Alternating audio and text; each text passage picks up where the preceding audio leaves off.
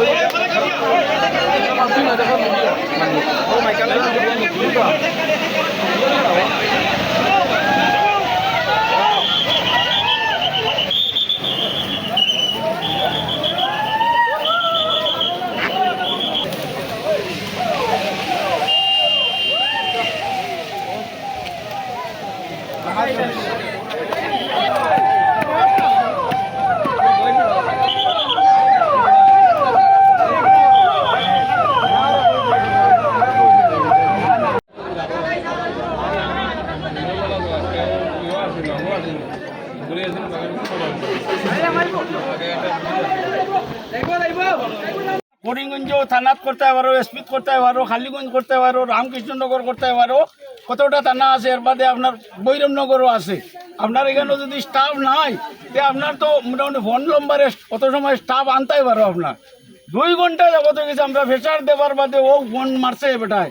মারার বাদে আমরা কইছি যে আসামি দিলাও যদি এখন ওসি এসপি আইন না, ডিসি আইন না, পারো না দিলাও তুমি আমরা আসামি। তখন আমরা জোর জবস্তি চালানির ভরে মোটামুটি কইছে আসামি। আজকে আসামি আপনারা দরিয়া দিছেন নি? আসামি আমরা দরিয়া দিছি। এরপরে আসামিটা ছুটি গেছে থানা পাবলিকে দরিয়া মদন মোহন থানা দেওয়া হয়েছে। আসামিটা থানা থেকে ছুটি গেছে, ছুটিয়া গেছে কি ওটা আমরা লোকে মাত্র রয়েছে। এত আসামিটা নিচে দরিয়া হ্যান্ডকাপ লাগাই রাখতো না নি রুমের ভিতরে। হে বলতে খে মানে হে বলতে খে Madan Mohan police petrol post staff police. আচ্ছা আসামিটা মোটামুটি বাদে দরজা খুলিয়া কই আসামি নাই।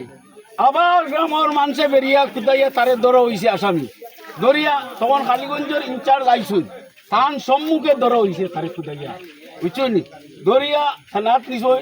এই যে থানার যে কনস্টেবল যে এ টেকা খাইয়া আসামি চালিয়েছে আমার বড় বিশ্বাস। এখানে আমি কইব মোটামুটি আমার মৌতে কিন মোটামুটি আমি কইব এ টেকা খাইয়া আর এ নিশাকুল টেকা খাইয়া চালিয়েছে। বুঝছেন এই ঘটনার তো মোটামুটি আমি জানি না। আমার মদন মোহন থানার যখন দেওয়া হয়েছে আসামি নিয়ে পাবলিকে দরিয়া দেওয়া হয়েছে, তারপরে আসামি পুলিশে ছাড়ে দিছে। মানে পাবলিক গেছে দেখা যে আসামি দেখতো, তখন বেশি পাবলিক দেখিয়া টাইম ফিসর দরজা ছাড়িচ্ছে আসামি। পরবর্তীতে আসামিটা কিরকম দরজা খুলছেন, খুলিয়া বলছেন যে আসামি তো নাই গেছে কি।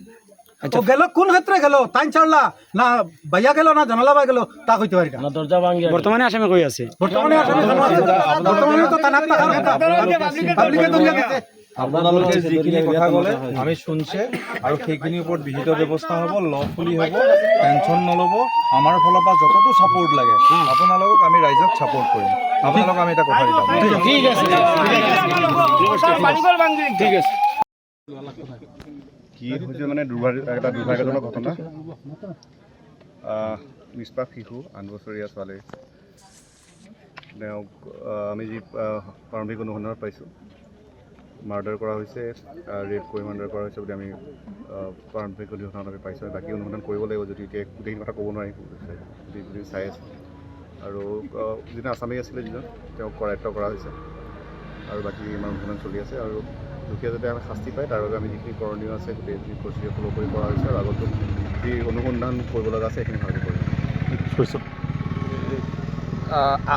এই বিষয়ে আপোনালোকে তথ্য কি লাভ কৰিছে? আচলতে কি হৈছিল সেইগৰাকী কণমানিৰ সৈতে? কি হৈছিল মানে যিটো ঘটনা হৈছে গমে পাইছে আপোনালোকে। এতিয়া তেওঁক মাতি নিছিলে, মাতি নি পেলাই জংঘলৰ এটা হেৰিত তাতে তেওঁক মাৰি পেলালে, গৈ পেলাই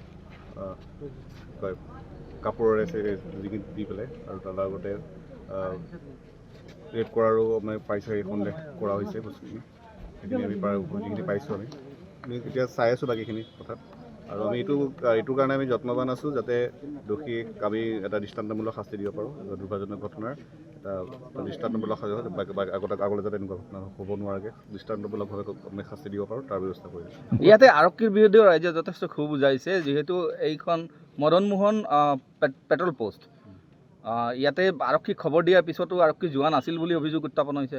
আমি এই বিষয়ে অনুসন্ধান যদি যি অভিযোগ দিছে আমি গুৰুত্ব সহকাৰে লৈছোঁ, কিন্তু যি আমাৰ IC কালীগঞ্জ আছিলে তেওঁ সময়মতে উপস্থিত হৈ পেলাই যি আমাৰ আছামী আছিলে তেওঁ কৰায়ত্ব কৰিলে আৰু বাকী যিখিনি কৰিব লগা আছে কৰিছে। আমাৰ বাকী আমাৰ শ্ৰীভূমিৰ যি আমাৰ হেডকোৱাৰ্টাৰৰ পৰা যি পাৰ্টি সময়মতে আহি পাই কৰিছে, গতিকে আমি আমাৰ ফালৰ পৰা যিখিনি কৰিব লগা আমি কৰিছোঁ। যদি মদন মোহন ইয়াৰ যিজন এজন আছিলে আমাৰ আৰক্ষীৰ কৰ্মচাৰী তেওঁৰ বিৰুদ্ধে এটা অভিযোগ পাইছোঁ। আমি সেইটো বিৰুদ্ধে অনুসন্ধান আমি লৈছোঁ, গুৰুত্ব সহকাৰে লৈছোঁ।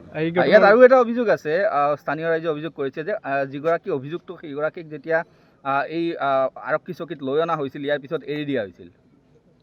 এৰিটো দিয়া হোৱা নাই, যিহেতু ৰাইজৰ মাজত ক্ষোভ আছিলে, ক্ষোভ হৈ পেলাই তেওঁক অলপ যিহেতু তেওঁক মাৰপিট কৰিব চেষ্টা কৰিছিলে, সেইখিনি সময়তে অলপ ইফাল সিফাল হ'ব পাৰে, কিন্তু এৰি দিয়া হোৱা নাই। আৰু বাকী এইখিনি আমি তেনেকুৱা ধৰণৰ চেঞ্চিটিভ মেটাৰত আৰক্ষীয়ে শ্ৰীভূমি পুলিচে অসম পুলিচে কেতিয়াও এনেকুৱা ধৰণৰ তেনেকৈ এৰি দিয়াৰ জাতীয় কাম নকৰে। এইটো আমাৰ বিশ্বাস, আৰু আমি দেখিব আপোনালোকে আমি যিখিনি কৰিছোঁ কাম আপোনালোক আৰু ভালকৈ কৰিম, যাতে শাস্তি পায় তাৰ ব্যৱস্থা কৰিম। ঘটনাৰ লগত কোন কোন জড়িত আছিল আৰু এজনেই বৰ্তমানকৈ পাইছোঁ। কি নাম আছিল তেওঁৰ আলমুদ্দিন বৰ্তমান নামটো তেওঁৰ, আৰু বাকীখিনি আমি অনুসন্ধান চলাই আছোঁ। ঠিক আছে, থেংক ইউ।